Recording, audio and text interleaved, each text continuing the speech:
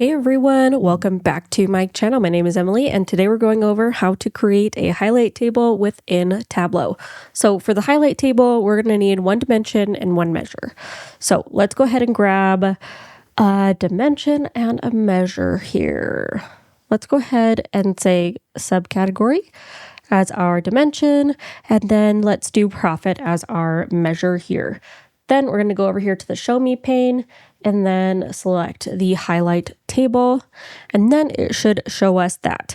Now it's going to automatically create the highlight table on its own, showing you the least value up to the highest value, with the highest value being blue and the darker blue, and the least value being the darkest orange. You can obviously change these within the colors, but that's just generally what a highlight table is going to do. It's pretty quick, pretty simple.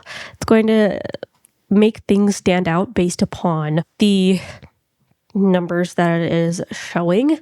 Let's say that we wanted to also have this be by order date. So let's go ahead and put that on here, and it's going to do order date by year. So you can see what the profit was over years, and you can see there are some clear losers. I'm looking at U tables, and then there are some clear winners that weren't necessarily winners 4 years ago, but this year have done substantially better, such as copiers have done substantially better.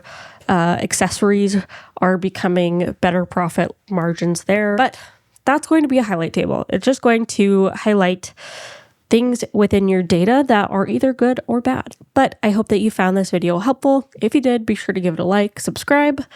You can leave a comment down below if you have any questions on this, and I'll try and get back to you as fast as possible.